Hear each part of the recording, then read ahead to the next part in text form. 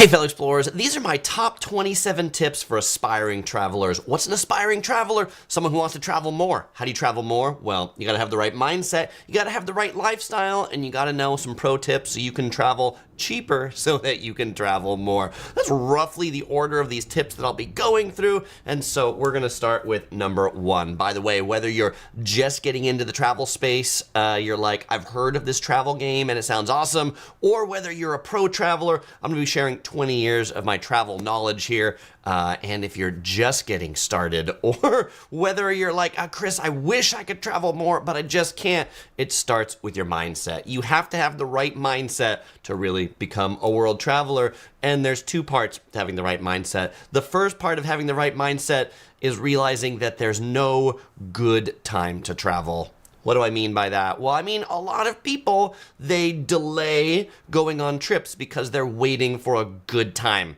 Right now is not good. It's going to be better next year. It's going to be better in the summer. It's going to be better once I have a job. It's going to be better when I'm retired, because when I'm retired, well, I will have all the time in the world to travel. And that leads me to mindset part two, which is life is too short to wait until you're retired to travel. Because, you know, not to be morbid here, things like that, but none of us know how long we're going to last on this planet. And if we make it to that time after we're retired, are we going to be able-bodied to hike and get around? And so you don't have to wait to that juncture in life. You can absolutely start traveling much earlier. I know that here on Yellow Productions, on the live stream right now, we've got tons of people that are, you know, college age, even high school age, that are like, we love to travel the world and we are starting early. Now, on this notion of there's no good time to travel, OC Girl and I, we always have a next trip planned. That's kind of like one of our things, to be like, there's always a next trip planned. And if there's not a next trip planned, it's because we just came back from one and we need like 2-3 weeks to like decompress and then figure out what the next trip is going to be. We generally tend to book our trips about 3 months out. Us personally, we find booking a year out, I don't know. You know, we tend to look closer in. The reason why is because flights, hotels, things like that, 3 months tends to be the sweet spot. And so we like to travel cheap so we can travel more. All right, so once you have the right mindset that there's no good time to travel and that life is too short to wait till you're retired, then my tip number two for aspiring travelers is that travel takes money, and unless you're a sugar baby, you will need to earn some money yourself. If you have parents or inheritance, more power to you. That's fantastic. So how do you make money to travel? Well, usually some kind of job. So let's talk about jobs first. And I've got jobs in like 3 different categories, and then I'll talk about maybe the digital nomad, working for yourself kind of thing, because that's like, if you've not seen the digital nomad videos, digital nomad, such a popular topic on the YouTube, you know, like digital nomad life in Bali, digital nomad life in Bangkok. Seems like everybody's a digital nomad nowadays, or at least everybody wants you to think they're a digital nomad because, well, that's the buzzword of the day. So, starting with like traditional jobs. And there are like some lines of work that are just more flexible and lend themselves more to traveling than others, and lend themselves more to taking long periods of time off than others. For example, if you are a teacher, like a university teacher, high school teacher, elementary school teacher, all those sorts of things. What do you get if you're a teacher? You typically get summers off, which means that's a great time to travel. I will say, and I'm not trying to diss any company right here, but like Apple computers. We all know Apple computers and we love Apple computers. Well, maybe some of us love Apple computers. I love my Apple devices. Apple is known as being one of the stingiest companies out there when it comes to vacation time. Like, I think your first year at Apple, you only get like a week or 2 of vacation time. If you work in Apple, they really want you to work. And so looking at a job, look at jobs that give you more vacation time, flexible on the vacation time, the kind of place that's not going to say, yeah, you want to go on vacation? Well, only 3 days at a time. I was talking to somebody, where was I? I was at Disney World.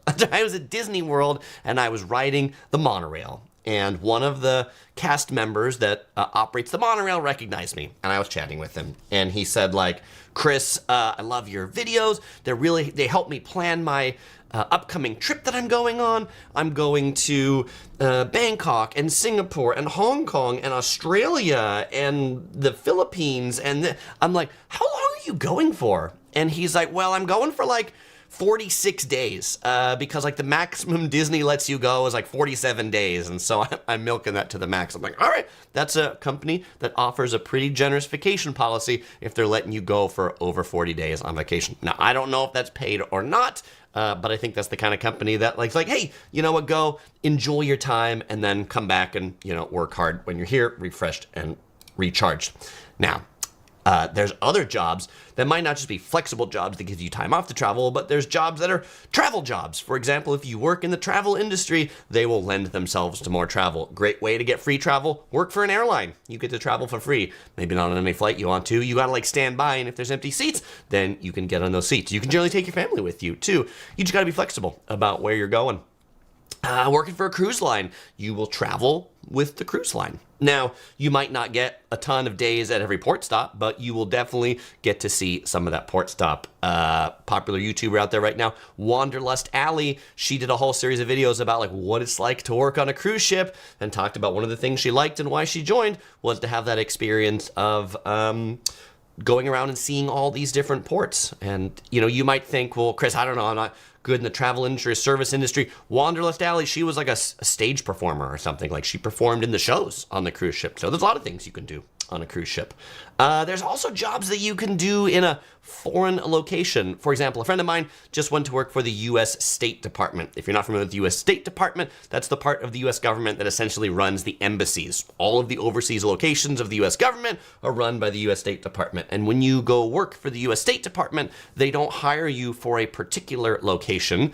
They hire you, and then they train you for a few months, and then they have a big meeting with everybody that they trained over the last 3 months, and they tell you what your assignment is going to be for the next 3 years. And you go there, and when you're done with that, they'll tell you what your next assignment is going to be for the next 3 years. And working a job like that is a great way to have different home bases around the world and really be able to get to experience new things. Okay, and finally, I said I would talk about digital nomad and fully remote. So I feel like certainly since COVID, the like cool thing to be was a digital nomad, somebody who could like work anywhere around the world. And I will tell you there are those jobs, but they are becoming less and less. You've been hearing the news of all the big tech companies calling people back, wanting people in the office. And so a lot of the digital nomad work that is out there today is probably the self-employed type work or perhaps the independent contractor type work. Certainly being a content creator or YouTuber, although it takes a lot to get there, we could have a whole different live stream about like how hard it is to actually be and earn like a good living here on these sorts of platforms. But for example, video editing, my editor, Yusaku, we do not have an office that like we go into together. We see each other every couple months, and he can be editing anywhere in the world. He can be editing from his house. He can be editing from Starbucks. He can be editing from a coffee shop in Korea. As long as there's internet, it all works out. Wow, that's really fizzy. What am I drinking today? Today I am drinking the Brew Dr. Kombucha. I got this from Costco. It's the Clear Mind flavor, rosemary, mint, sage, and green tea. And it says tasty and fizzy, and it was way fizzier than I expected. What's funny on the back of this, they have this like flavor profile, fruity, spicy, floral, herbal. So I guess mine is like extra herbal tasting. All right, definitely keeps me awake here for the stream. All right, looking at the chat, Kathy says, I am self-employed, a lot more flexible than my husband. He's a train driver, so not as flexible. Super great data point, Kathy. And exactly, there's more flexible jobs, and there's others. Kathy says, people always say I should be a travel agent as I go away so much. Kathy definitely likes to travel, as do I, as do probably many of you that are on here. If you are a travel agent, one of the cool things that like travel agents tend to get, if they're successful travel agents, they do well, is what they call fam trips or familiarization trips. Many tourism destinations, fancy hotels will offer familiarization trips to travel agents to like come here for free so that you can experience it, so that you can better sell it to your customers because you will know the place you went to. And let's see. Melissa works at a travel agency, and she says always good for traveling, but as long as I don't take off during the busy booking season for March, January, busy booking season, January, March, I'm okay. By the way, that's a really interesting data point, Melissa. I never knew that January to March was the busy booking season, but I always kind of like had a premonition of it. And here's why. As a travel content creator, I watch my views go up and down on various months. And generally, the best views of my travel content is from like the end of December until July. And then it's just like mid-August, it just seems to fall off a crater until December again. And I feel like that's the, people plan their up to their summer vacation. And then after that, like people aren't planning. And then Christmas season comes. And then January, it's cold wherever they are. And they're like, we need to start booking our trips for next year. So thank you for that data point, Melissa. Cottage Full of Love says, I'm remote, but have to be in California for my job. Alex says, I keep seeing videos about low interest loans for vacations. I definitely don't do that. Yes, definitely. Definitely don't go into debt. We will talk about that more as we go. Grovel says, Chris, if you had to move to another country, where would you go? Probably my number one country that I think would be awesome to live in would be Japan. I think that'd be cool. Maybe my number two would be Singapore. All right. There we go. And then Melissa says in her travel agent job, she gets to go on all the new cruise ships for her job, which that's a pretty neat perk too. And Melissa says she's drinking sweet tea. Thank you for that, Melissa. Tim says, I'm a teacher, and to pay for my summer travel, I make money by running scoreboards, keeping scorebooks, and public address announcing for my school's athletic events. All right, interesting data point, Tim. And I think that's another one too, to say if you are a teacher and you get the summers off, doesn't mean you have to do nothing in those months. You can pick up some side work and side jobs to make some more money there. Boston Elevator says, as a high school student, I definitely want to travel. And Brandon says, I've never seen this drink at Costco many times. I think it depends which Costco you go to. This is one that I see occasionally in some Costcos, but not all Costcos. Really fizzy. Okay, let's go on to number 3. All right, my third 27 tips for aspiring travelers is to travel cheap, and you'll be able to travel more. Boy, travel can be really expensive, and people, friends of OC Girl and I will often say things like, wow, how do you all get to travel so much? Or I wish I could travel as much as you. And I will say there's 2 things in there. One is we tend to travel pretty inexpensively. And by the way, you might watch our videos and say like, Chris, you do really expensive things. You stay in really expensive Fairmonts and Park Hyatts, and you take taxis all the time. Like, what are you talking about? That's not cheap. And I see the places you eat at. Those places don't look cheap either. And I will say, just because we're staying at the Park Hyatt doesn't mean we paid cash for it. Oftentimes, for those fancy hotels, we're paying points, or we are like absolutely looking at like what is the precise cheapest day to stay there. And so this is one where when we went to Banff and we stayed at the Fairmont Banff Springs, one of the most iconic hotels there, everybody's like, Chris, that's a really expensive hotel. And I'm like, I know it is. It's often like $1,000 plus a night. But we were able to go and get it for like considerably less because we went in May, which is the like shoulder season that you don't know if it's sunny or you don't know if it's snowing. So if you're willing to take a roll of the dice, you can stay at some nice places for a lot less. Of course, the other thing I would say is when it comes to houses and cars and all of that stuff, live a little bit below your means. If you have a little less nice car or a car that's not quite as new as everybody else. I consider myself a tech geek, and I do not have a Tesla. Let's see, OC Girl's car, she drives a 2016, and I drive a 2019. So our cars are 5 and 7, 8 years old. They're paid off. We don't make any payments anymore on them, which means that all of our money can go to travel. The other thing we do, and this is not a whole live stream about traveling cheap, I have a whole other live stream about that too, is that's often how we decide where we're going. We go where it's cheap. We were considering going to Paris this year. We looked at the flights to Paris and they were $2,000 round trip from LAX. And then we looked at the flights to London and they were $600. And we're like, we are going to London because, you add that up for 3 people, $6,000 to Paris for flights or $1,800 to London. Basically the rest of the trip in London, hotels, food, rental car, everything would be less than just the cost of the flights to Paris. Okay, so Melissa says, I know someone who lives in a mobile home just so they can travel a lot. Yeah, and I guess this is where, certainly thinking of mobile homes or RVs, and I realize those are two different things. Mobile homes typically mean trailers that don't move anywhere, and then RVs or recreational vehicles typically are the homes that you can drive around. The van life is a really popular way to travel. If you can get rid of many of your expenses of rent and things like that and just live in a van, you know what? It can be pretty cheap to just drive that around. You just need to pay for gas for the van. You need to pay to fix the van if it breaks. Taco Lover says, I save my money for retirement, travel, and food. And Taco Lover says, I am not staying at Excalibur. I am not staying at Excalibur either. And so I am definitely not making a recommendation that says you have to stay in the worst, crummiest places to be able to travel a lot. There are definitely people who enjoy that. I was talking to another friend of mine, and he was telling me that when he grew up, his mom was really big on backpacking. And when they would travel, they would like camp out. Or if they were going between places, they'd try to book a night train. Sometimes they would sleep in the train station. And then at the end of the trip, for the last 2 or 3 nights, they would book a 5-star hotel. And he was like, Chris, you have no idea how nice that 5-star hotel is when the previous nights before you are camping and you are staying at train stations or sleeping on buses or trains. All right, again, different strokes for different folks, but that's just another story of how someone else did it and worked for them. Cottage Full of Love is my husband and I always decide on home renovation or vacation. Vacation wins every time. You know what? Cottage Full of Love. I think that's a great perspective because, a new kitchen. Sure, it's a new kitchen. The cabinets look nicer, all that. But do you have great memories from that new kitchen? It's probably going to work just as well as the old kitchen.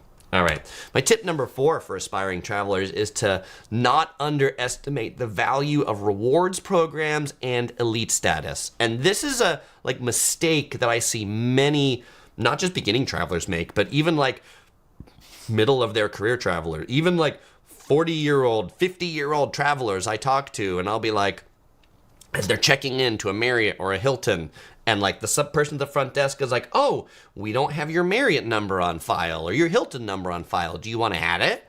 And they go, no, I don't have one. And I go what are you doing? What are you doing, man? You're just throwing the money away. So if you are flying on an airline, it probably has a rewards program. If you're staying in a hotel, it probably has a rewards program. If you're renting a car, they probably have a rewards program. And the perks really add up. Free flights, hotels, cars. Definitely don't redeem your points for stuff. That's what they try to get you to do. Get some noise canceling headphones, redeem your miles. Always a bad deal to redeem it for stuff. Always the good deal or the best deal to redeem it for the company that you earned it with on their main travel product. And don't throw away your early years because you can earn a bunch of points when you first start traveling that maybe you don't have any rewards for a couple years, but at the end you look back at 5 years and you're like, man, all of a sudden I've got 3 free flights and 10 free hotel nights. The other part of these rewards programs is loyalty. So there's earning points that you can redeem for flights stuff, and then there's renting a lot of cars from the same car company, staying at the same hotel brand, or flying the same airline or airline alliance. Then they'll be like, oh, you fly, stay, rent with us a lot. Meaning we really want you to do that more. And so these companies will reward your loyalty by giving you elite status, which if you're flying on an airline, will get you better seats, will give you earlier boarding, will give you free checked bags, and more points. When you earn points, you'll earn even more points if you have elite status. It kind of becomes this snowball effect that once you achieve that elite status, you get more points. To achieve that elite status more, that then you get more free flights. Many programs also have lifetime status tiers, on United Airlines. If you fly 1 million miles, then you get lifetime Star Alliance Gold status, which is pretty nice. I've got 1 million miles after flying with United for 15 years.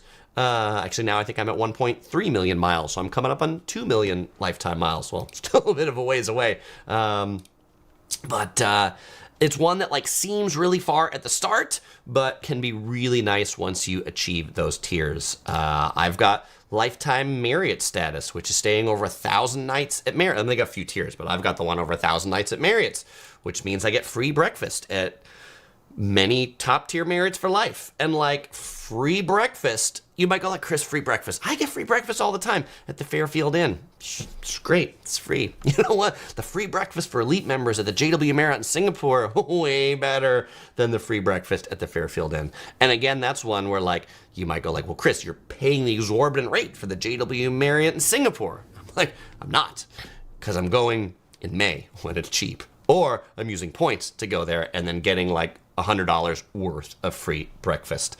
On United, free premium economy seats. Like those seats can be $200-$300 per flight that I just get because I've flown United a lot all the time. Boston Elevator says, what do you think of using points towards statements, credits? I do not think that is where you get your most value. You will get your most value absolutely redeeming points if they are points that you've earned in a travel currency for travel itself rather than statement credits. eCar ebook says, hey Chris, have you ever considered or looked at Condor Airlines, low-cost German airline? We've not been back to Germany in 6 or 7 years, and so I've not personally flown Condor Airlines, but I've heard decent things about them. Conscious of Love says, I'm doing college marketing homework right now, reading about how these perks create loyal consumers and are worth so much more than the occasional consumer who doesn't take advantage of these perks. It's absolutely true, Conscious of Love. And there are crazy people like me that, you know, earlier in my travel career when I was still on the United treadmill and I hadn't reached lifetime status, like if I needed more miles to get elite status, I'd be like, well, oh, Sigro, we're booking another trip. Where are we going? How do we go to Singapore? Because Singapore is really far. And like the points add up. Like I needed that many miles. And in the end, taking the trip to Singapore, paying more for it would be worth it in the perks that we would then get afterwards. Yeah, SoCal says In-N-Out Burger needs a status program. It does. I would definitely be like the king of In-N-Out Burger if they had a status. I would top tier In-N-Out Burger. Mr. Bojangle says, hotel perks seem to be for business travelers. Hilton, you're only 67 nights away from gold in 2024. Mr. Bojangles, we're going to get to credit cards in a moment, but there are lots of other ways to get your hotel elite status than just staying 67 nights. Asian Dragon asks if Ireland would be on my bucket list trip. I have been to Ireland before. I want to go back. Probably Scotland is more on our bucket list trip because we've never been to Scotland. Story about going to Ireland is my dad always told me that Rainey, my last name, was an Irish name. So we went to Ireland. We went to one of the stores that's coat of arms. And we're like, we want to get the coat of arms for Rainey. And the Irish guy at the coat of arms store was like, Rainey, he didn't even have to look in the book. He's like, that's not an Irish name. That's a Scottish name. We don't have that here. I'm like, Apparently it used to be Mick Rainey, then shortened to Rainey some point in time in the Rainey lineage. So we need to go to Scotland so we can actually go to the country where the Rainey name is from. Okay, let's go on to number 5. The 5th tip for aspiring travelers is that you can travel for free.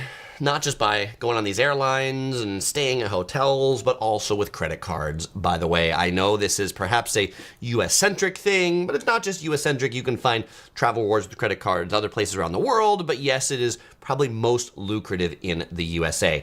But it's like so lucrative for free travel that even Kara and Nate, like super big travel YouTubers with like million+ subscribers, they recently got into the market of talking about miles and points. They started a whole new channel. They started a mailing list, and they're like, miles and points. We never talk about it, but that's how we get to travel so much. And by the way, I don't mean using credit cards to go into debt and then declaring bankruptcy. It's not what I mean. Never go into debt to travel. The worst vacation is the one that you have to pay for after you go on it. So only go on a vacation if you have enough money. But particularly in the USA, credit cards have very lucrative sign-up bonuses. You can get 50,000 airline miles, 100,000 Hilton points just by signing up for the credit card and meeting some minimum spend tracking. And many of them can be good for earning on your basic everyday spend at this point. Like I don't spend cash anymore. I don't use debit cards. I don't write checks.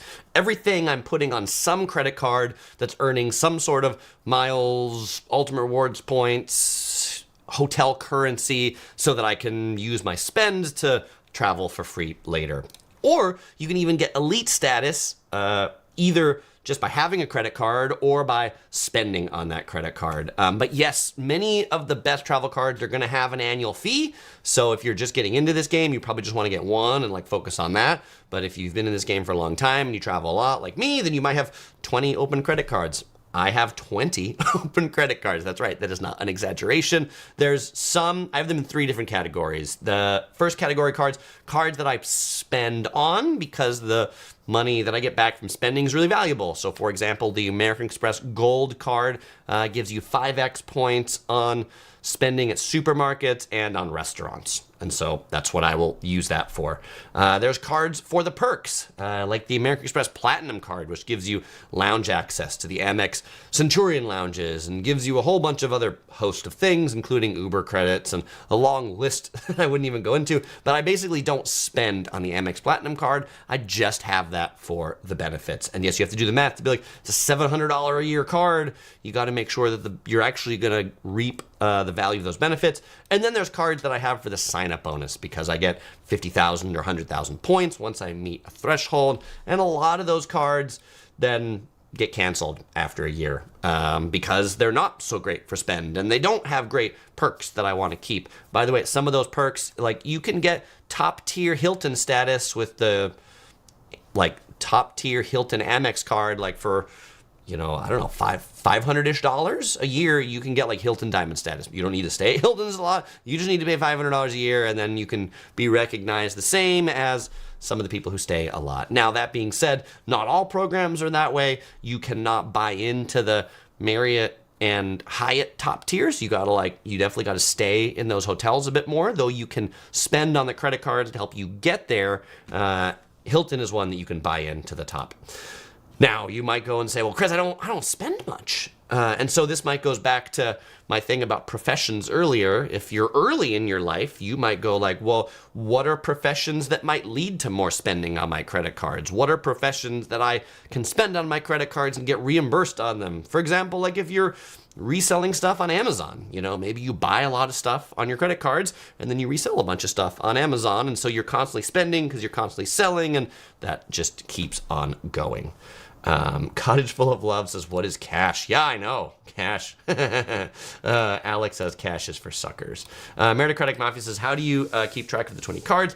Do you pay annual fees on all of them? I would say probably on like 15 of those 20, they have annual fees. How do I keep track of them all? I don't know. I get them and I set them all to auto pay, and so I never have to pay them. And I look at the statements every month to make sure I've got them there. And just in my head, I'm like, I know this one's better for this. I know this one's better for this. And I'm working on the minimum spend threshold on this one. And some are just in a box to like never be used or only pulled out when I'm like flying with that partner airline or using that partner thing. Mario says, is the Venture X card the best in my opinion? No. My favorite card is the Chase Sapphire Reserve card. There we go. Boston Elevator says, do you like to use mobile payments? Chris, no. I generally use the cards just because it's easier for me to have a whole bunch of cards and like use the right one when I'm doing that. I find if I'm fiddling with Google Pay and this and that, like so many cards in the list. It's just like, okay, which one is it there? And then because I got so many in the list, and it's like, I don't know, half the time some of them don't work because they weren't added correctly or something like that. I mean, if you just got one card, you figured out how to add that thing to Google Pay or Apple Pay correctly, and it just works. But when you got 20, it's not quite as straightforward. Paint Killer says, it's too many. I disagree. Works for me. Maybe too many for you, but it's not too many for me. Brandon says it's too many to keep track of for me. You can always use a spreadsheet if you want to. I used to use mint.com to keep track of like all the transactions, so I see it in one. I am looking for a good Mint replacement, so if anybody like has one that they like that consolidates all their transactions in it, let me know. I'm probably gonna end up having to pay for one. Mint used to be free, but I've not yet quite dove into it yet. All right. And Mr. Bojangle says, Hilton Diamond perks are not impressive, much like their outdated 90s room decor. I agree with you, Mr. Bojangles. In my opinion, like hotel loyalty programs of the big 4 North American chains, I would order them as Hyatt is the best, particularly Hyatt Global status. Then I would say Marriott Elite status, then Hilton status, and finally IHG or Holiday Inn status. You basically get a smile. You're lucky when you check in if you're an IHG Elite. Okay. The sixth tip I have for aspiring travelers is to know how to get money in other countries. Because if you travel a lot, you're going to be going to other countries. And while as much as I said I use digital currency, you're going to need cash eventually. But people ask me this question, Chris, what's the best way to get money in international countries? I will give the flip remark, which is the best way to get money in international countries is not to, is to just use a credit card or some digital payment form, particularly one that has no international currency conversion fees, which is generally going to be a credit card that you pay an annual fee for. Not always. You might be able to find one that you don't pay an annual fee that has no international conversion fees, but generally the ones in this category have a fee. But like the international currency conversion fee can be 3 to 4%. And so paying $80 a year for a card that gives you some perks, including no international currency conversions, can really add up if you spend a lot internationally. So sometimes they call it foreign transaction fees instead of international conversion fees. In addition to having a credit card that gives you no foreign transaction fees, you should also look for a bank or ATM/debit card that does the same. In the US, I think the best one is Charles Schwab. Charles Schwab has an account that has no international withdrawal fees on ATM withdrawals, and also rebates like your first X amount of ATM withdrawals if you get charged a fee. So the best way to get money is to not to, but if you have to, then use your ATM or bank card that doesn't have international currency conversion fees from an ATM in the foreign country. You will get the best rate that way. The seventh tip for aspiring travelers is to not just enjoy the destination, but to enjoy the journey. There's so many people that I see that they're not enjoying the journey because they've planned the worst possible journey for themselves. You know, they've planned 3 days on Amtrak that's sure to be delayed, or they've planned a 45-minute international connection at Los Angeles International Airport that they're sure to misconnect. like they have planned this, that I look at that and I'm like, oh my gosh, you're going to be hating life on this trip. And so instead, give yourself a little bit more time. Pick an airport that has interesting things to see and do in it, and enjoy the airport that you connect through. Enjoy the train that you're going on. If you are taking the train, think about, is there a more scenic train? Is there a more comfortable train? And really think about how you can enjoy the journey as well as you can enjoy the destination. If you're traveling a lot, you will be spending a lot of time transiting, and so make the transiting as enjoyable as possible so that you don't feel like you've been beat down by a rubber hose by the time you get to your destination. Melissa says, I will only do nonstop flights. I refuse to do anything else. I am absolutely going to talk about that in 2 numbers when I get to number 9. But that's a great tip, Melissa. Okay.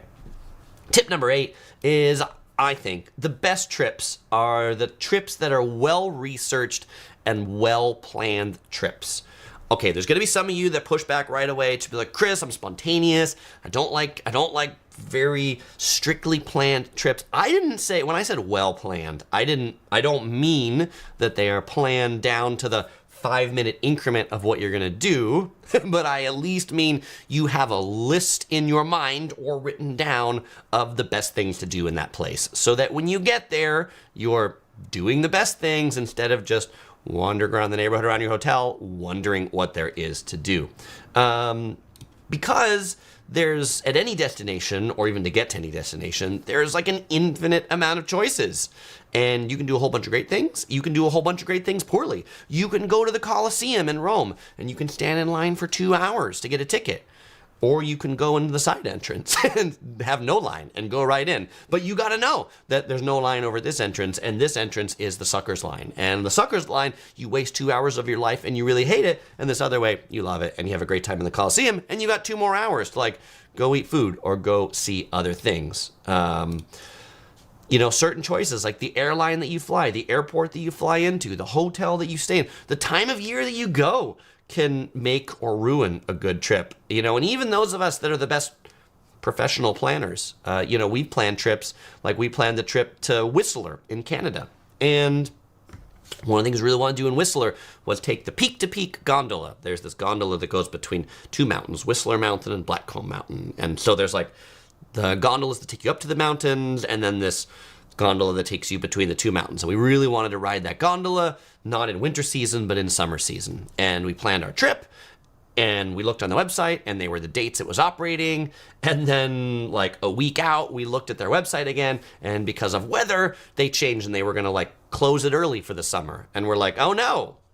Luckily, the dates we were going, it still fell in line of the week that we were there, but we had to, like, completely move our trip around, and instead of staying in Vancouver first and then going to Whistler, we had to go straight to Whistler, so that our first day, like our first full day there, we did that peak-to-peak gondola, because the next day it was going to be closed. And if we didn't pay attention to that, we would have got to our destination, and the main thing we wanted to do, looked up at it and been like, oh, that sucks. Okay. Tip number 9, this is Melissa's trip.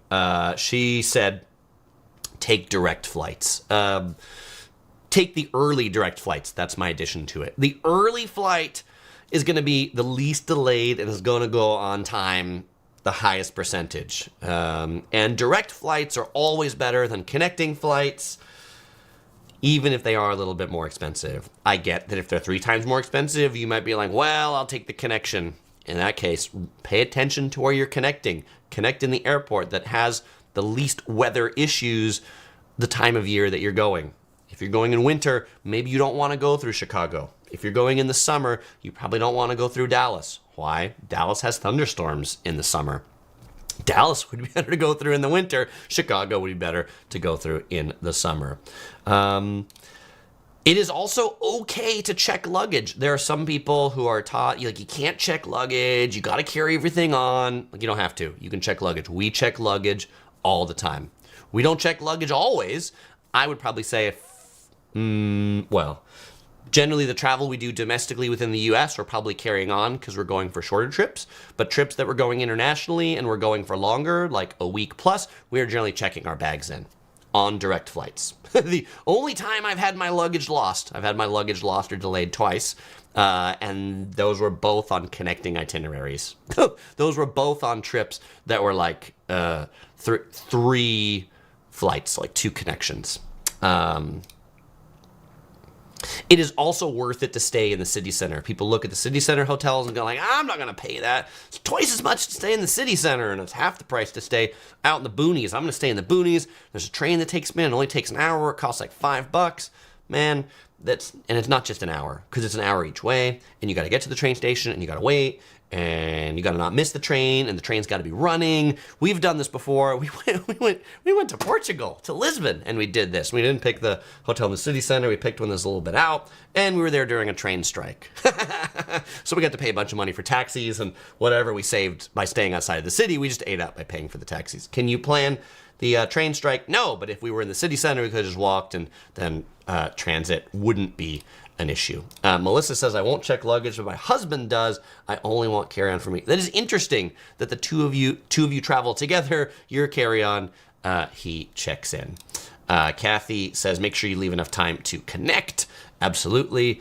Mr. Bojangles says, planning destinations while school is in session is best for those who enjoy less chaotic experience in the lower part. I agree, Mr. Bojangles, which is often why I advise most destinations around the world. Often the best times to travel are like April and May, and September and October, like right before school's going to end or right when school started, because that also, like, parents with kids in school, they like to travel too, but they tend not to also plan their travels right at the edge of those things, because they'll just go ahead and wait. Codfield Love says, I love planning. I overplan and research, but leave tons of extra time for changes and spontaneity. E-Car ebook says, I'm pretty chill. I only plan down to the 10-minute increments. All right, very good, E-Car ebooks. The 10th tip I have for aspiring travelers is that not all airport lounges are created equal. I was having another conversation with a friend the other day about why I dislike Honolulu International Airport. Honolulu International Airport is Hawaii's main airport. It's on the island of Oahu. I dislike Honolulu Airport. I do not think it's a good airport. And of course he goes, but Chris, why? I love that airport. I love the airport garden. I love the outside vibe. Like, it's really chill and it's relaxing. to me, I'm like, yeah, okay. I mean, it does have a really neat garden. I've done a walking tour of it to show you that. Like, it has a Japanese garden, a Hawaiian garden, and a Chinese garden, and it's really unique. The lounges on Lulu Airport are really lousy. Like, there are so many long-haul international flights, and there are no good lounges. And so I will prioritize. And not even are there no good lounges. There's no good restaurants. The gate areas are really lousy. It's just not a relaxing airport to spend a connection in. And so I will plan like, well, one of the reasons why I like the Centurion card, why I have the Centurion card is at San Francisco International Airport. One of the best lounges there is the Centurion Lounge, which is an American Express lounge. I go through San Francisco a lot as one of United's primary gateways to Asia. And since I'm flying through there a lot, that's a great way to get something to eat, a place to relax. But there are people who will tell me, Chris, I don't like the lounge because what's in there? You know, it's just carrot sticks and it's super busy and it's not relaxing and I'd rather wait by the gate area where I get more space and it's more relaxing. Okay, to those people, you've been to really busy, crummy lounges. The best lounges are actually not the ones that you can buy into. The best lounges are the ones that you get to get into either because of your elite status or because you've bought a premium flight. For example, United Airlines has the United Club. The United Club you can buy into. You can pay an annual fee and you get access to the United Club, or you have a credit card, you get access to the United Club, or you have a certain elite status and you get into the United Club on international itineraries.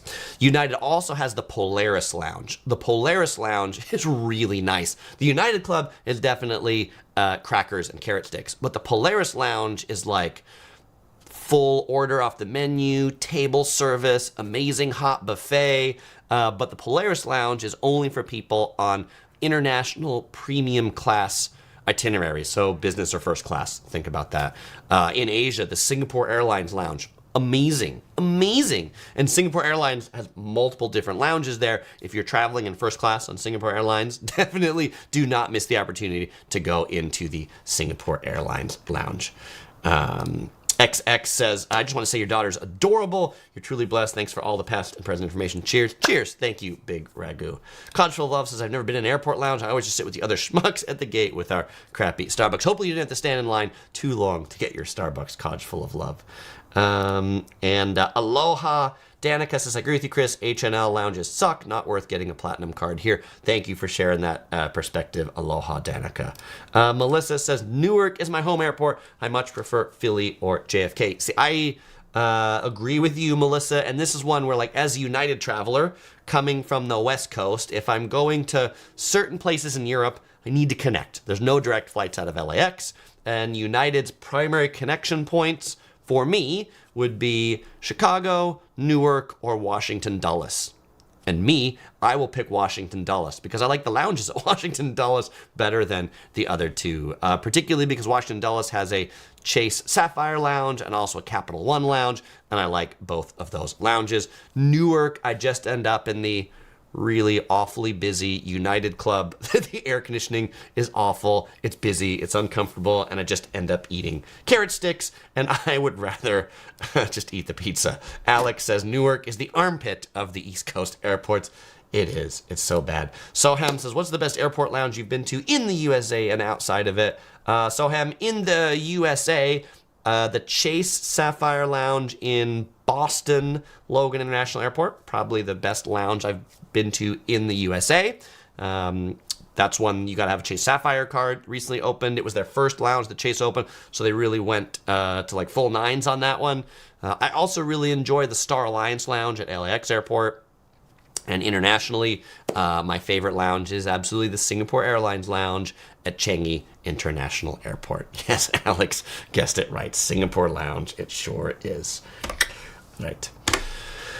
My 11th tip for aspiring travelers is that it is okay to travel solo. I hear this one so many times where people say, like, I would love to travel, but I have no one to travel with.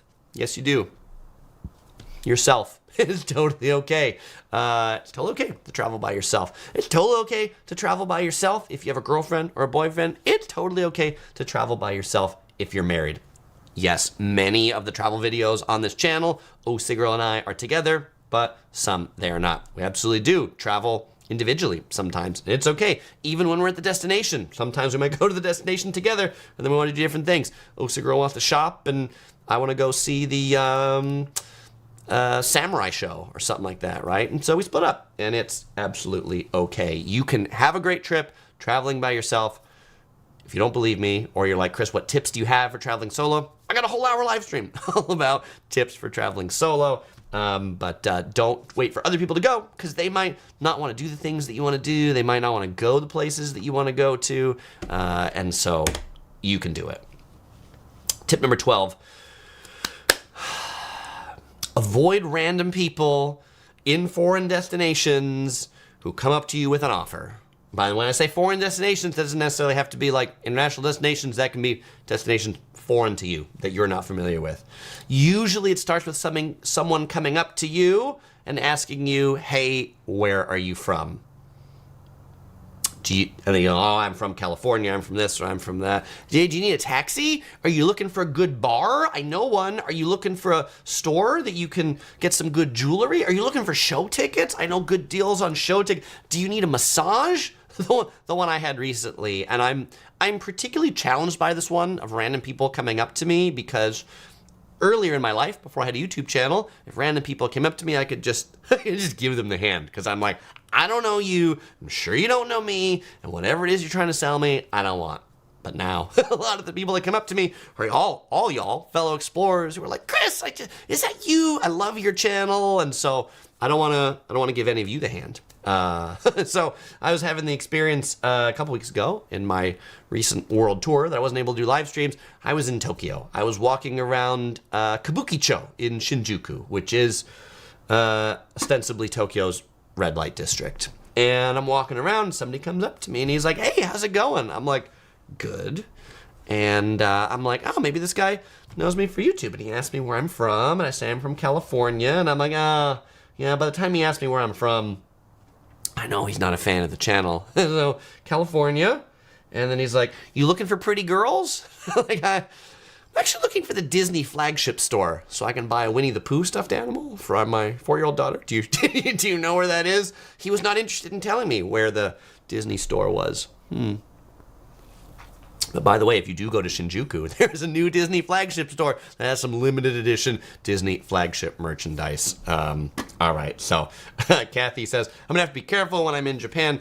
Really, it's not a big deal in most of Japan. There's just a couple areas, Kabukicho and Roppongi, that you got to be careful. The rest of the country is pretty fine. But, Bangkok is another place where we just found like people coming up to us being really friendly, only to find out 3 minutes in the conversation was some invitation to some bizarre place that we had no idea where to go to. Particularly any offer where somebody wants like money on the street, like, oh, I got show tickets. Just give me $50 and I'll give you these show tickets. Nah, you don't want that. Like, buy things from an actual like physical property because they're gonna be there when you come back. But the person standing on the street corner, they're not gonna be there when you come back when those tickets don't work. All right. Tip number 13 is now if you don't know what to do at a destination, you found yourself in the destination, you didn't do any research, like I talked about earlier, for whatever reason, what do? Ask the hotel staff at the hotel that you're staying at. Another reason why I like hotels rather than Airbnbs. You stay at Airbnb, there's nobody to ask because it's just an apartment. Unless it's an actual bed and breakfast. In that case, ask the people who operate the bed and breakfast. They're usually, people who operate actual bed and breakfasts are usually like pretty chatty and like to chat with visitors. But I find hotel staff, like the front desk staff, the concierge, the restaurant staff, the valet, like if you ask them nicely when they're not busy, they're happy to tell you some of their favorite things to do, where you should go. Obviously, if they're really busy, like if you're asking the front desk people and there's a really long line of people behind you, they're probably not that excited to ask you. So not that excited to tell you. So I generally do this when not like right when I'm checking in, but like the first night I get someplace. 9 o'clock at night, usually not very busy, down in the lobby of a hotel. I'll be like, hey, I was wondering, it's my first time here. Do you have any suggestions about what to do? And I'll ask a few different people and like take a few different opinions. We found some cool things to do in places just by asking like that. When we were in Tokyo, staying at the Hyatt Centric in Ginza. That's how we found out about the Starbucks Reserve, really cool flagship store in Tokyo. I had no idea this place existed, but it was a French guy who worked at that Hyatt Centric who told us. It was like, yeah, his favorite place is like the Starbucks Reserve Roaster in Tokyo. Awesome. Who knew? All right.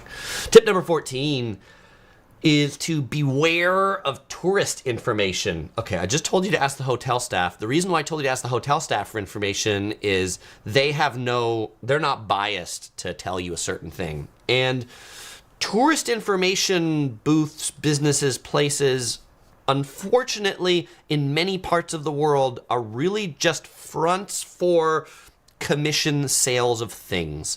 Commission sales of hotel rooms, commission sales of activity tickets, commissions of timeshares. You will see this where something will say like information, and then below it says like timeshare. You're like, oh, it's information about the timeshare. I mean, they'll pretend they're like a legit information, but they really just want you to sign up for the timeshare promotion.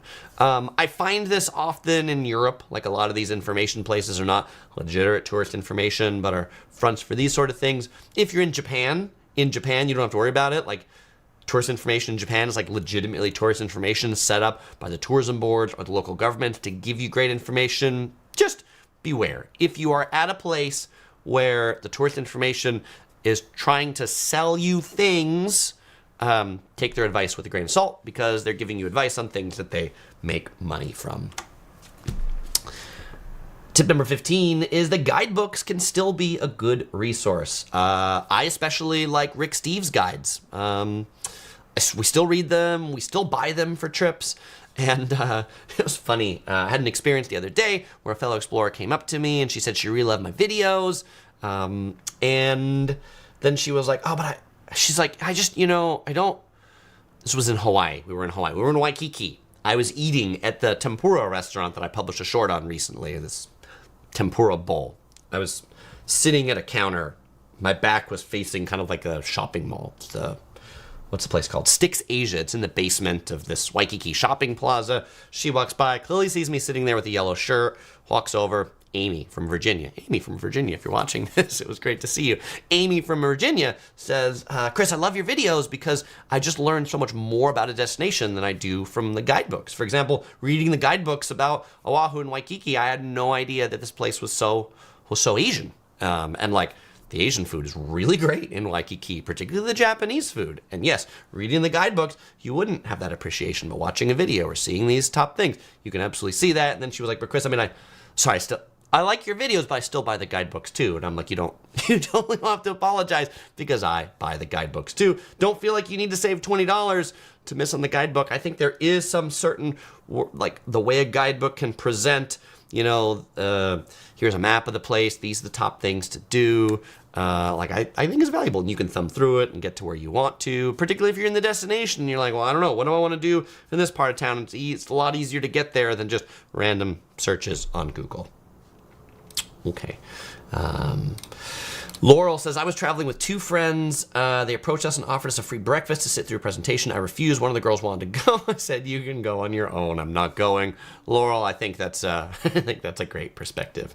Jenny Fide says, the Hawaii videos are how I discovered you, Chris. Great reporter. Oh, thank you, Jenny Fide. I appreciate it. And Melissa says she loves the Starbucks Reserves. All right. Yes, I love them too. So whenever we're in a city now, Girl's definitely the coffee fan in the family, but like anytime we're in a place that has a Starbucks Reserve, we check it out because they're really like pretty interesting and unique stores. Danielle says, what do you say about city cards like those in Europe, the London City Card, Amsterdam, Madrid, that give 24 to 72 hours? They can be worthwhile. Generally, I don't recommend them for most people. The reason why is because they can be worthwhile if you only want to be at each destination for a very short period of time. So I have purchased these cards before. I am also one who might be making guide videos where I'm like, I don't want to be at the Louvre for more than an hour, and I don't want to be at this museum for more than an hour, and I don't want to be at this thing for more than an hour. And so you buy those cards. You generally don't have to stand in line to buy tickets at those places. You just like generally go right in because you already have a ticket. It's that card, so you save some time on the lines. But to really make your money back, you can't be at each one for any length of time. So if that's you, if you're somebody who like, I just want to check these things off and then go, get the city card. If you're somebody who's like, I want to spend all day at the Louvre, it's probably not worthwhile to get the card.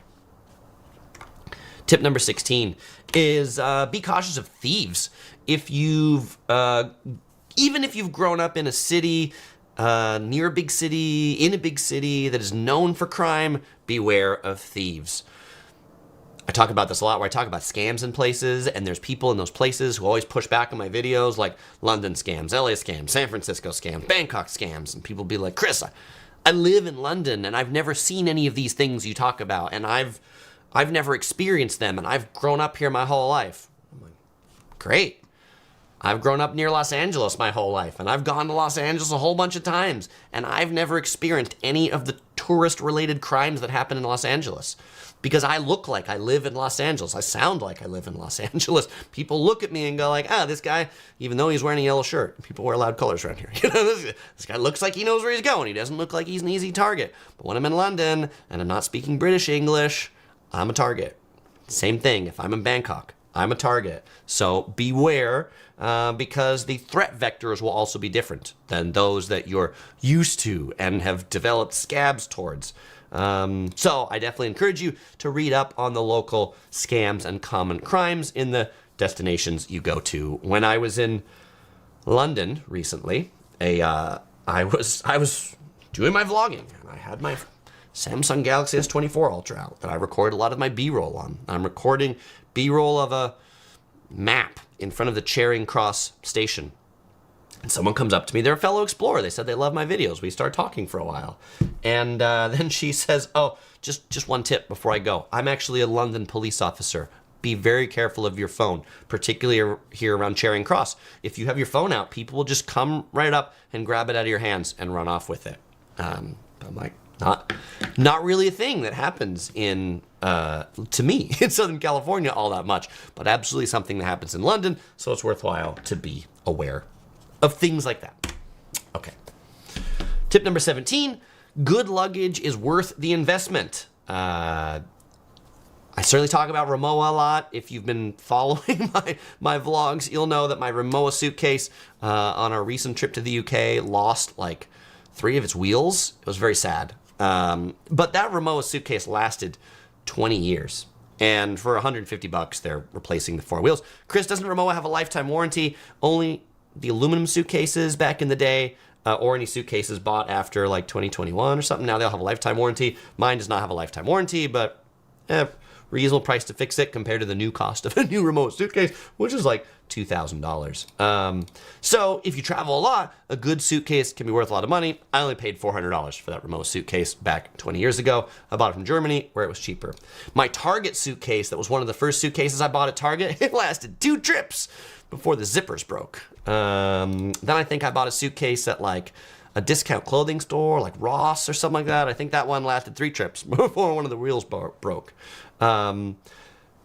I also think there's not one luggage to rule them all. If you're a regular traveler, you want your carry-on, you want your check-in, you want things for different sorts of trips, and so it's okay to have a few different cases. Cottage Full of Love says, I've got her wanting Carl Friedrich luggage now. Thanks a lot. I'm really enjoying the Carl Friedrich luggage, and I recently did a tour of the Carl Friedrich store, and yes, if you followed that saga a lot, while I was in London at the Carl Friedrich store, I picked up a Carl Friedrich big suitcase that I then put the Rimowa in to transit it for the rest of the trip and even bring it home. They're good suitcases. I really like them, and they're half or a third of the price of Rimowa suitcases. And also, as a side note, what I loved about going to that store, like none of the guys in the store were like really trying to push me on the suitcases. I mean, I was like, tell me about them, tell me about this, tell me about that. They were very pleasant. And like when I go to a remote store, I really, really feel like I'm being sold a suitcase, if you know what I mean. Meritocratic Mafia says, do you know Honest Guide channel? They expose scams. I love that channel, Meritocratic Mafia. And yes, I do. I am half Czech. My mom is originally from the Czech Republic, and so I really enjoy that channel. Prague has a lot of scams. They really do, and that's the whole, like, communist country. There didn't used to be much tourism. Now there's all this tourism, and there's not really a good regulatory system to clamp down on the tourism crimes. They're just kind of like really coming to their own as a country. So, yeah, I appreciate that guy. I don't know his name. I don't remember his name off the top of the head, but appreciate that guy. Tip number 18 is to, when you're traveling, take lots of photos and videos. Because, you know what? Pictures don't cost film anymore, or cassette tapes anymore. You can take as many as you want. Beware of other people asking to take your photo. Would you like me to take your photo for you? Chances are they might not be that interested in helping you. They might just be interested in helping themselves to your phone or to your camera. Sadly, there are those people in the world. If you do need someone else to take your photo, go find some people with kids. Kids in a stroller, they're not gonna run away very fast. Or second, get yourself a selfie stick. I wouldn't recommend the tripod because the tripod's too far away from you and people can easily come up and steal the tripod. Tip number 19, get some noise-canceling headphones if you fly a lot and you want to listen to movies well. It's one where if you've never worn good noise-canceling headphones, night and day for the movie experience on a plane. I feel plane rides are much more relaxing when I wear the noise-canceling headphones and I'm not listening to the noise all the time. And if you have flown in like business class and I got the United noise-canceling headphones, they're awful. They're not very good. But like a good pair of Bose, good pair of Sony noise-canceling headphones, really amazing. The AirPods Pro 2 are noise-canceling, and they're okay, but they don't do as good as the Boses or the Sonys. Boses. Is that the plural? The plural of Bose. 20. Always bring snacks and drinks on the plane, even if it's a short flight, because you never know when there's going to be a huge delay. I have taken flights from San Diego to Las Vegas, which ostensibly is like a 1-hour flight. I've been on that plane for 8 hours going from San Diego to Las Vegas because there were thunderstorms and we had to land in Palm Springs and they wouldn't let us off to get any food or drink, and having trail mix and power bars and 2 bottles of water. Always 2 bottles of water. Always 2 bottles of water. I don't buy them at the airport. I bring empty bottles to the airport and I fill them up. And even if I don't drink them, I've got them because you never know when you're going to have 8 hours and you'll have water and food when nobody else does. Tip number 21, pack a toiletry kit just for travel. Some of the things that are super easy to forget is your toothbrush, your toothpaste, your deodorant, your lotions, your sunscreen. Those things for the most part aren't that expensive. So just get a kit of all of those things for your travel. And when you travel, you now don't have 30 items to pack. Just pack the kit. And you can replenish the kit on the road. That's what I do. Like when I run out of travel chapstick, I buy more travel chapstick and I add it in there. When I run out of travel deodorant, I replace the travel deodorant. When I run out of the travel sunscreen, I replace the travel sunscreen. Just goes in that travel kit. You might potentially consider doing the same thing for electronics.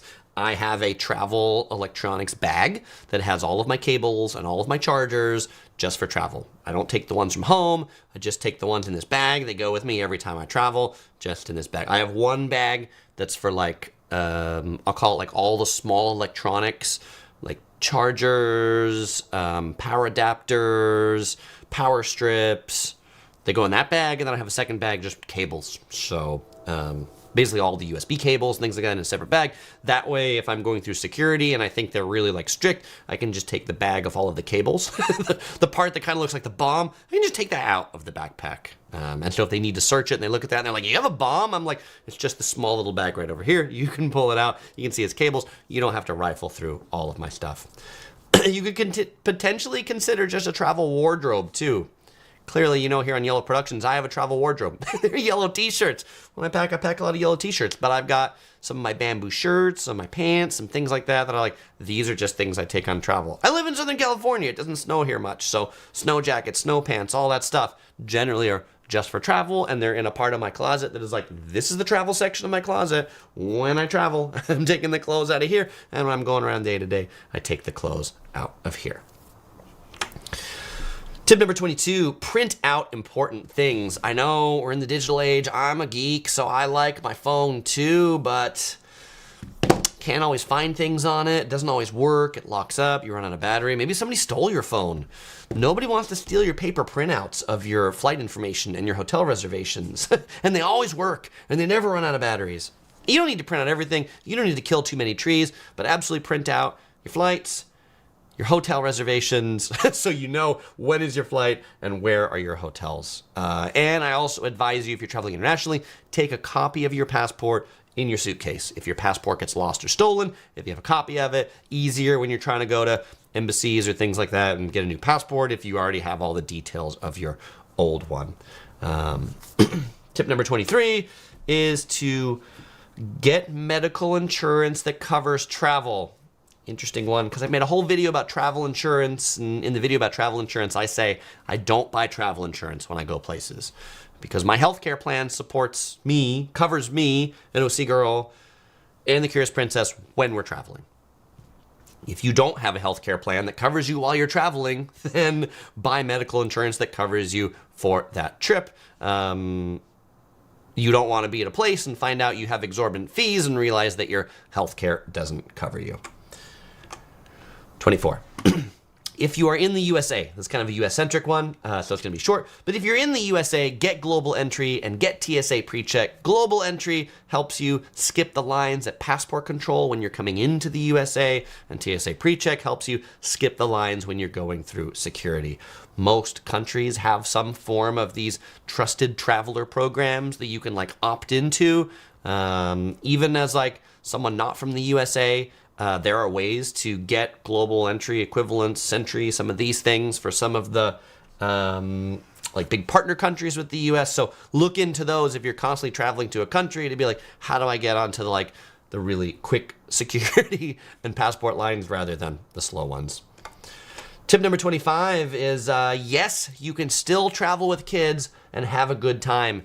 I feel like this is a myth people have about like, when you have kids, your life is over. You're not going to be traveling anymore. And clearly, we have a kid. We still travel quite a bit. It's not the same travel as it was before. And it does get harder. And I also think it gets exponentially harder the more kids you have. I think two's like the limit of still like travel kind of easy because a family of four can still fit in a rental car with like 2 front seats and 2 back seats. You can still get a table for 4. You can still fit in a hotel room with like 2 big beds. But like by the time you're more than that, then things do get exponentially harder. But that doesn't mean your travel life has to end. It's just going to cost more money. Tip number 26 is when you're traveling, eat the foods that the destination is known for. I call this one the Anthony Bourdain rule or the Anthony Bourdain philosophy. But what Anthony Bourdain said is he said that you should eat the foods that are quintessentially the best at that place. So and Anthony Bourdain says, when you come to New York City, sure, New York City has great French food. You should not get the French food in New York City if you're visiting. You should get the pizza and the pastrami because those are the things that New York City is known for, and those are the things that New York City is going to do better than anywhere else in the world. The French food, while good, is not the best in the world. You should save the French food experience for Paris. That is the best in the world. And yes, it's okay to have McDonald's in a pinch too. There are some people who go on like so strict on this to be like, well, I gotta have this and I gotta have that and I can't have my comfort foods. You know what? If you want a burger and McDonald's is there and it's the end of the day and you're tired and you've just traveled and it's right next to your hotel, go for it. It's okay. Nobody's gonna judge you later.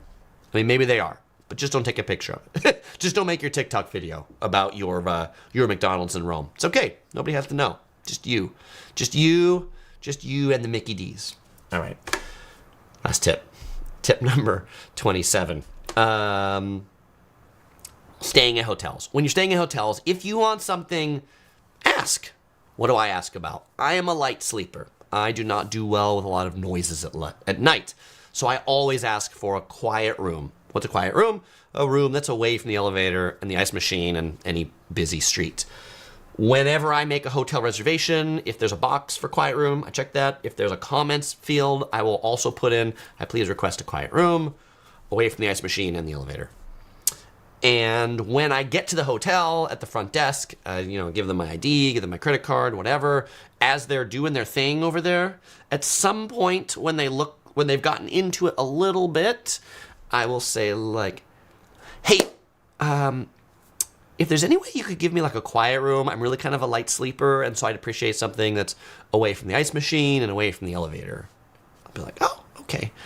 Works 98% of the time. There is 2% of the time that person at the front desk don't know nothing. It's their first day on the job. They don't know these things. They just give me a room, and I get to the room, and the elevator door opens, and there's my room. I don't even go in. I'm like, I won't be able to sleep here. I won't be able to sleep in the room that's right across from the elevator going bing, bing, bing. Elevator will open. I'll look at the room. I'll be like, nope. I'll get back in the elevator. I'll go back downstairs. I'll go back to that same person. If they're not there, I'll go to somebody else. If they're busy, I'll go to somebody else. But I will say, hey, when I checked in, I asked for a quiet room. I'm so sorry. My room is right next to the elevator. Is there any way you could give me one that's a little bit more quiet? Maybe something further towards the end of the hallway? 99% of the time at that point, they will then give me a different room. If the hotel's sold out, the hotel's sold out. But even then, if you're checking in early and other people haven't checked in, they'll often be like, okay, well, we're fully booked, but let me see if I can move somebody. Because there are people who like the room next to the elevator. I am not one of them. One of my worst rooms I ever had in terms of like not being quiet room was the K Hotel in Taipei, Taiwan, in the Yonghe neighborhood. The K Hotel was one where I booked the cheapest room. And they have a lot of different room rates, but I booked the cheapest room rate. And this room, it wasn't next to the elevator. You went like around the corner. Well, I shouldn't say the door wasn't across from the elevator. You go around like this to get in the door of the room, but the wall of the room shared a wall with the elevator. And every time the elevator went up and down, I could feel it in the room. The room would like vibrate every time the elevator would go up and down. I'm like, I can't do this. And so I go downstairs to the front desk and I'm like, yeah, is there any way I could get a room that isn't right next to the elevator? And this is obviously a little bit of a language barrier, Taipei, but they were sort of like, no. I'm like, what do you mean no? And then they're like, well, the room class that you booked on every floor, it's right next to the elevator. And I'm like, okay. How much for a room class that's not next to the elevator? And it was like $8 more a night. Like, $8 more to be able to sleep tonight? That sounds like a great deal. Now, I am not telling you to be a jerk at hotels. I'm not telling you to be a complainer at hotels. But I am telling you that if you have a preference, share it and share it in a nice way. Because I believe a little bit of sugar definitely beats a little bit of salt. Fellow explorers, it is now Q&A time. If you've got a question, I've got an answer. All right, fellow explorers, those are my tips for aspiring travelers. I now want to answer any questions that you have. We're going to do the shirt giveaway that we always do in a live stream. I want to make an announcement before I do that. I am recording this live 3 days before Thanksgiving in the USA. And yes, Thanksgiving in the USA, which is coming up on this Thursday, November 28th, if I can do my math in public correctly, will be the beginning of Yellow Productions Vlogmas. What is that? That means I publish a video every day from Thanksgiving until Christmas. So, be on the lookout every day. There's going to be a new Yellow Productions video coming at you.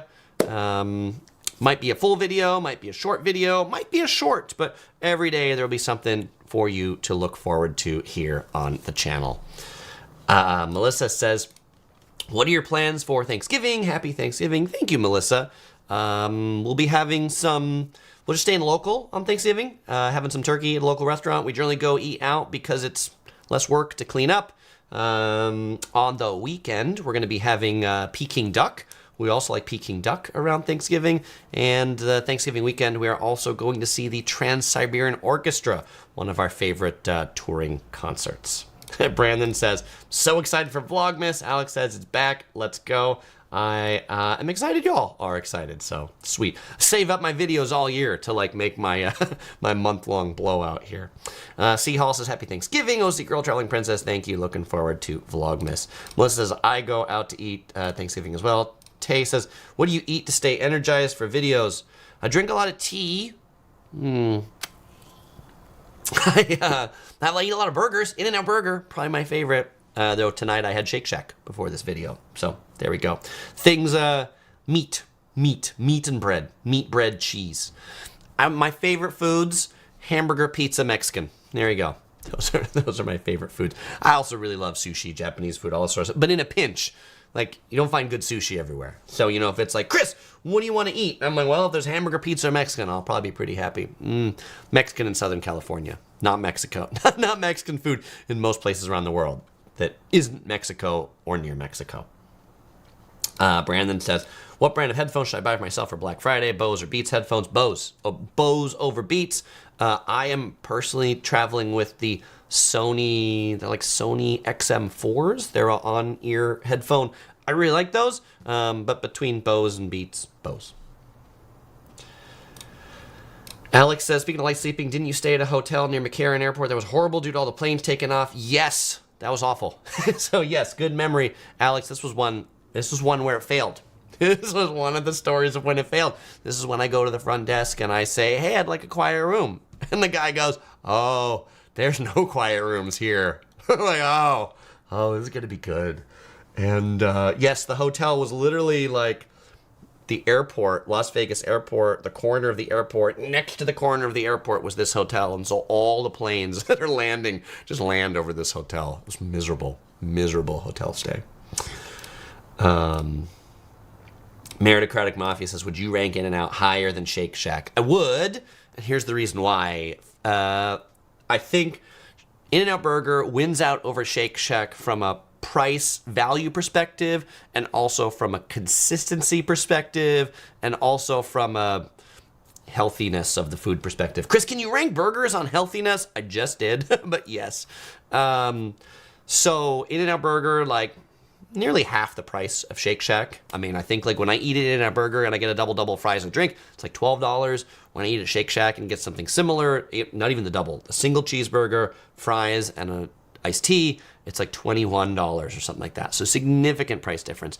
And I also find that Shake Shacks are highly variable in their quality. Like the one at Irvine Spectrum Center is never good. It's just never good. But some others are more consistently good. So, but I never like, it's not like I've been to an In-N-Out Burger and I'm like, this location is consistently awful. They're all pretty good. Sometimes the fries are a little more over or undercooked than others, but the burger is always pretty solid at every In-N-Out Burger. Melissa says, I don't care for Shake Shack. Hey, to each their own. Melissa, I will not argue with you if you say, hey, I love In-N-Out Burger, they have it, or things like that more. It's the reason why there's a lot of burgers out there. And I enjoy burger variety, but yes, I would say 75% of my burgers are definitely at In-N-Out Burger. Alex says, I tried Shake Shack finally. I liked it, but I wasn't super impressed. I'd take Killer Burger. I've not had Killer Burger. All right, I'll have to check that out. Tell the front desk you're celebrating something special. Guaranteed upgrade. I got engaged to my wife at least 25 times already. It's a non-Vegas $20 sandwich trick. Thank you for the tip, Mr. Bojangles.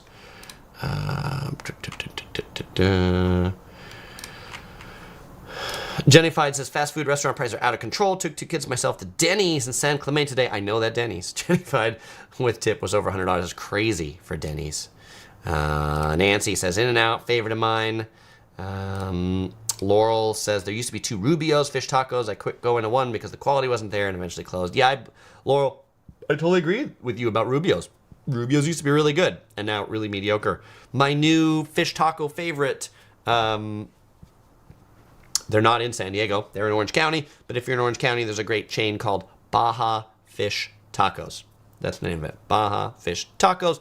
They're my current favorite fish taco. I like their grilled blackened fish tacos. If I am in more the LA area or even like Inland OC, there's a chain called like Ensenada's Surf and Turf. They make really good ensenada style, which are the fried fish tacos, kind of like Rubio's. Remy D says, does pineapple belong in a burger? Good pineapple does. And so Remy is clearly a big fan of the channel because he saw my post recently that I did about eating at Teddy's Burgers in Hawaii. What I really like about eating at Teddy's Burgers is you can get peanut butter and pineapple on your burger. It is fresh pineapple from Hawaii that's grilled, and Pineapple in Hawaii is actually quite sweet, as opposed to pineapple that maybe you get in the mainland of the USA or most parts of the world, really quite sour. And so, yes, Hawaiian pineapple absolutely belongs on a burger. C. Hall says, what's a no-miss San Diego Christmas outing? Hotel Del Coronado. There you go. And Jenny Fied Spotfish Tacos. We'll try it when we go back up to Orange County. Yes, Jenny Fied, one that's like right off the freeway is the 5 freeway in Lake Forest, right before you get to Irvine off of Lake Forest Drive. So that's the one that I tend to go to the most. All right. Cottageville loves I want to buy an experience for a family of 4. Christmas with 2 small kids who live in SoCal. Disney's too pricey. Knott's Berry Farm for older kids, right? Any suggestions? I don't know. I mean, Knott's Berry Farm, it depends how old your older kids are. There's this isn't like classically a experience, and we haven't been there yet, but at the Orange County Fairgrounds, they have something called OC Winterfest. OC Winterfest. They have like sledding and things like that. But if you live someplace that snows, it's not a big deal. Big deal for us because we don't go to see snow all that much.